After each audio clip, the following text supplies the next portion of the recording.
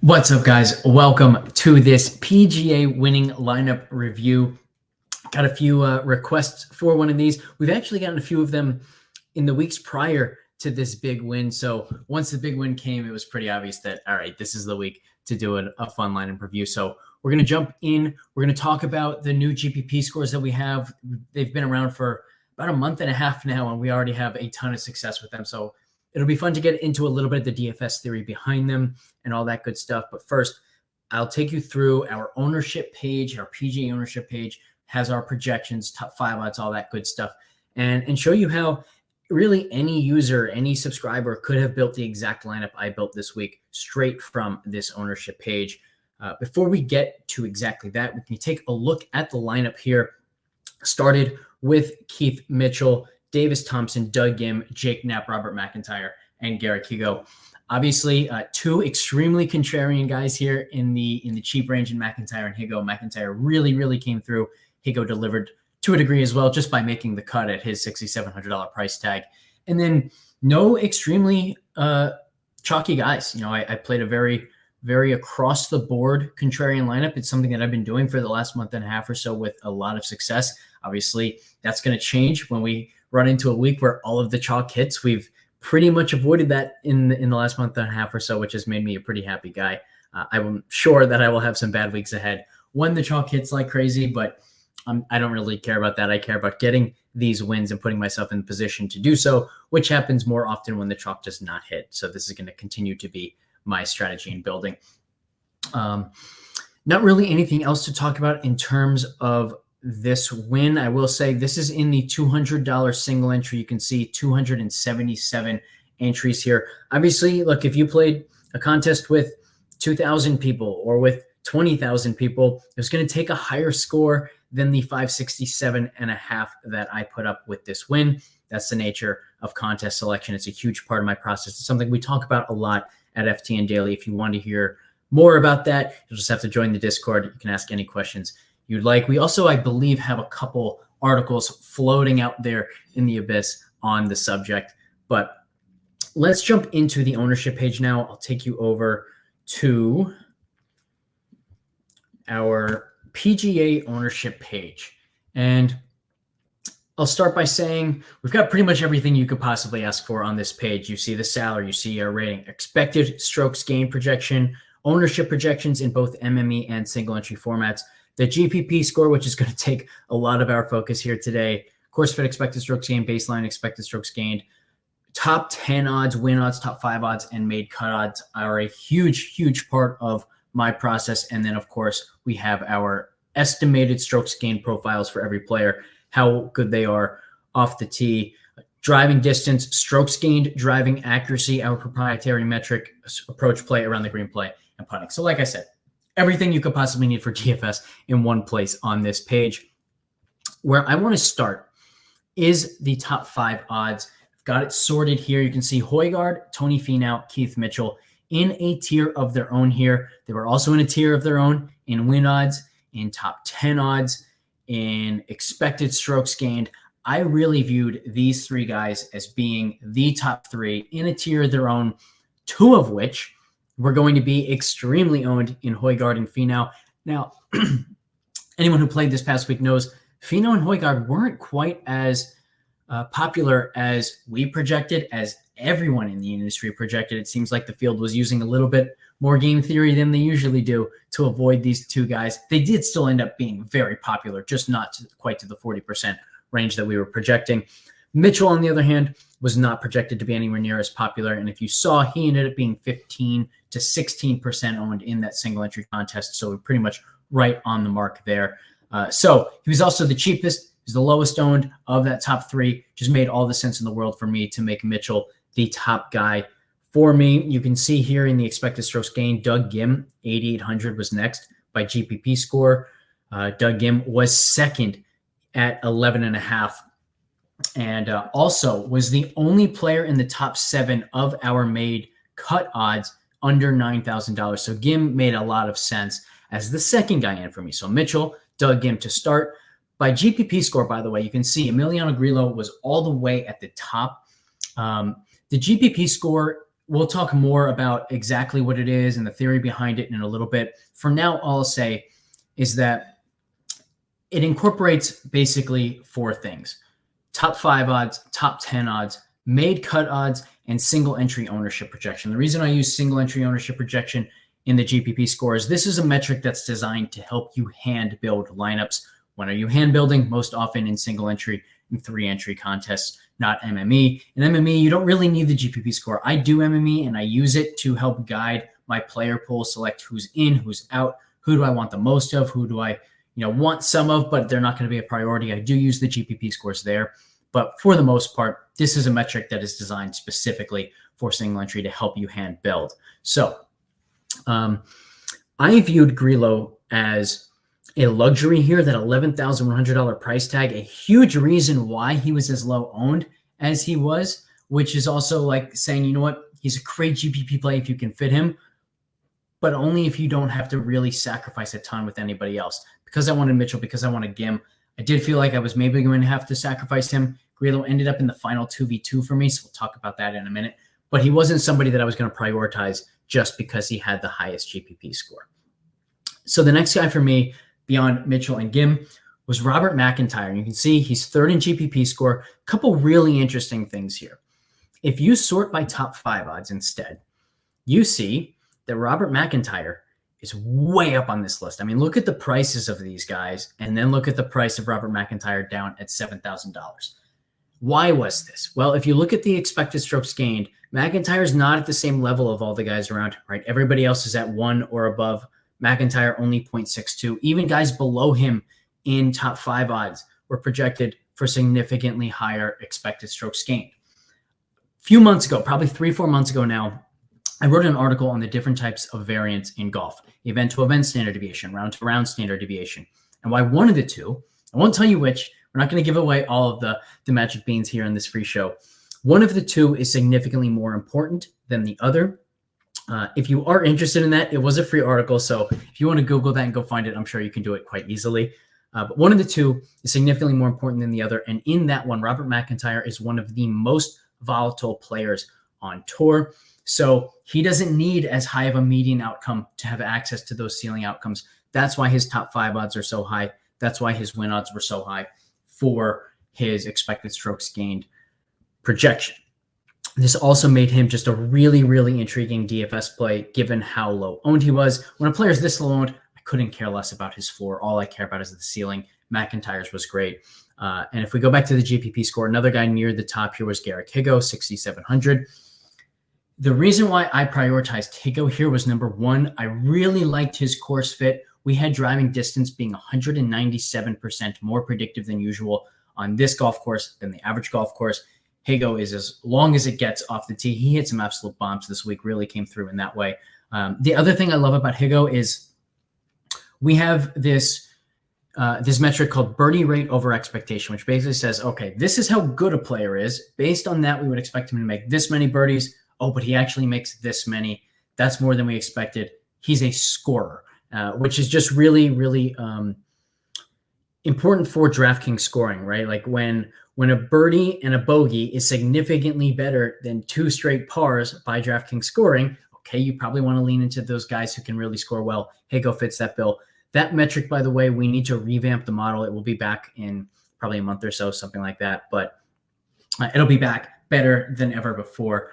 In the meantime, still have like a memory bank of who really shines in that regard, and Higgo is certainly one of them. So I really liked this starting group of 4 guys: Mitchell, Gim, McIntyre, Higgo. I was left with a 2v2, somewhat difficult decision. And if I just follow the GPP scores, it was actually fairly straightforward. It was going to be Emiliano Grillo and Matthew NeSmith. I thought this was a perfectly viable group of 2 guys. I would have been very happy with this lineup of 6 guys here built with Grillo and NeSmith as the final 2. But I didn't feel like I needed to just follow the GPP scores here. I already knew that I had a very different lineup. The super contrarian, high volatile, cheap plays in Higgo and McIntyre. So I felt like I didn't really need to add in any more volatility, any more risk reward type of guys, which I think that Grillo and NeSmith pairing certainly qualified as. So instead, what I did was I went to Davis Thompson and Jake Knapp. You can see Thompson just rated quite well. Slightly negative GPP score, but that's okay. At that point, like, you can kind of loosely view a positive GPP score, meaning the player is underowned, and a negative GPP score, meaning the player is overowned. So you know what? If Davis Thompson was slightly overowned, I don't care, because the rest of my lineup is so contrarian and had so much upside. So I just wanted a quality player, 72% chance of making the cut, 9.4% chance of a top 5. This was solid. But really what made this for me was the fact that I felt like we didn't have Jake Knapp projected highly enough. I just thought he was a much better play than his projections. Certainly the result bore that out to some degree. Maybe he just got lucky. Who the heck knows? But I really liked the way that Knapp competed on difficult golf courses before. He competed in some really strong fields, and he was doing it with like an all-around game. So I knew the incredible speed that he had, but I liked the fact that he wasn't reliant on just his speed and his distance off the tee to post some of the performances that he had to that point in the season. So I really liked him, thought he was just, somebody to look out for, potentially somebody who was a lot better than his current numbers suggested. So I liked Jake Knapp quite a bit as well. So I went with Thompson and Knapp, just feeling like, you know what, there's a better floor there. I'm not sacrificing much ceiling because both Thompson or Knapp could win. Knapp ended up obviously winning. I actually felt like of the 4 players that I was debating, Grillo, Thompson, Knapp, and Neesmith, Knapp was the guy who was the most likely to make the cut. I also felt like because of his distance that he has the potential to be one of the best scorers on tour. So I just liked that 2v2 slightly more. I would have been very happy with that Grillo Neesmith pairing as well. I wouldn't have been quite as happy with that pairing on Friday, though, when Neesmith missed the cut by 1. So very, very fortunate that not only did I land on the winner with that 2v2, but I also got 6 out of 6 when only 5% of the field, actually I think fewer than 5% of the field did. So even as strong as I think our edge is, I've come really close to takedowns in the last month. I think I have 3 top 1% finishes now in single entries in the last month and a half or something like that. But even then, it takes some luck. And in this case, it was the fact that it was my last 2v2 that really took this from a very good, maybe top 10, top 5% lineup to getting the takedown at long last. So all that being said, I think it would be a little bit of a disservice to talk through how I built this lineup and how the GPP score was such a foundational part of my process without discussing some of the DFS theory behind it. So that's what we're going to do now. We're going to talk about what makes this GPP score so powerful. And the first thing I'll say is it is a combination of the 4 things I mentioned before: top 5 odds, top 10 odds, made cut odds, and single entry projected ownership. The reason for this is I'm basically comparing the likelihood of a ceiling outcome, which we use a blend of top 5 odds and top 10 odds based on the price.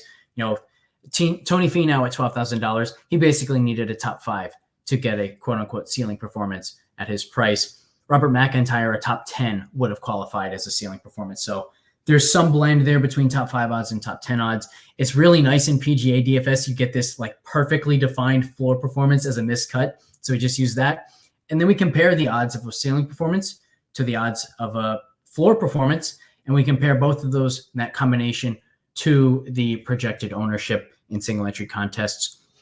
It's obviously not an exact comparison. We get to the GPP score, but those are the inputs. And basically it's just doing exactly that. It's comparing, how likely is this guy to give me a ceiling performance to help me take down the contest versus how likely is he to completely fail? And then is his ownership worthy of that combination of risk and reward?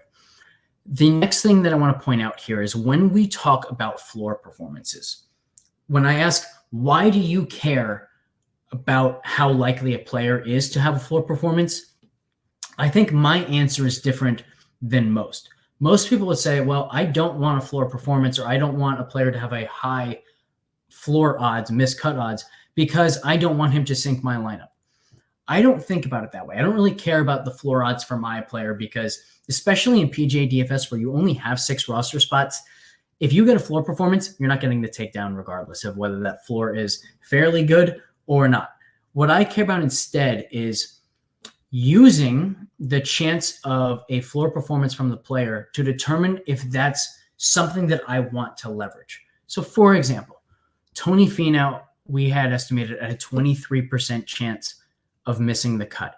There was a 23% chance that somebody who we thought might be 45% owned in single entries would miss the cut. That's a huge, huge leverage spot. It makes PGA DFS a little bit different than most sports where, if Christian McCaffrey is 60% owned, it doesn't really matter because his chance of not being one of the top 5 scoring running backs on a slate are almost zero, right? Like he basically has to get hurt to not deliver. That's not the case in PGA. In PGA DFS, everybody can fail. Almost with the exception of Scotty Scheffler, I think at the Genesis, Scheffler had like a 9% chance only of missing the cut, so much lower for him. But among mortals, even on tour, all these guys are immortals in some way. But among most of the PGA Tour players, everybody can fail and everybody will fail a fairly decent amount of the time.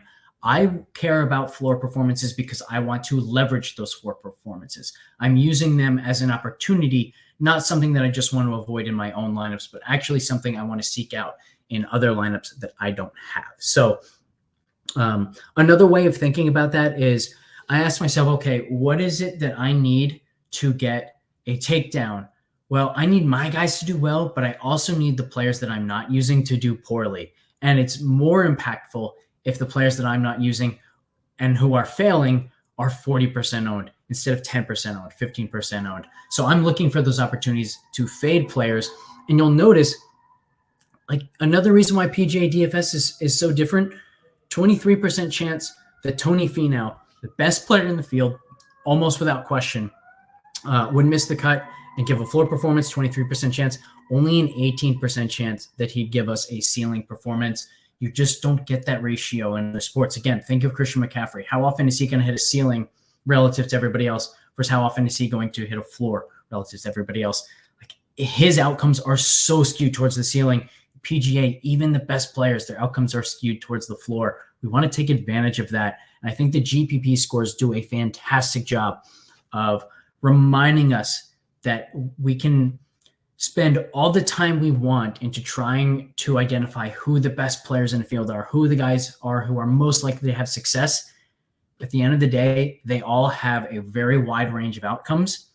And just because you're correct that one guy is the most likely to succeed, again, like, who was our most likely player to finish in the top 5?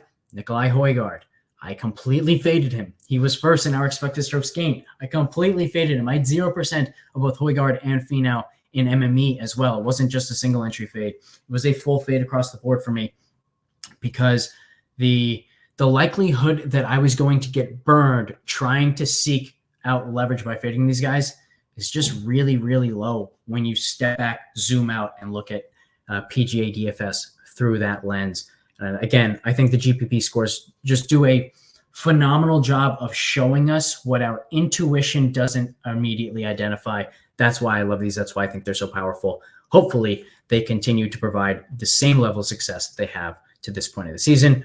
I will see you guys in chat. Hopefully you join FTN if you're not already a subscriber. If you are a subscriber, hopefully this is the exact type of video that you've been looking for when asking for a lineup review. We'll catch you all next time.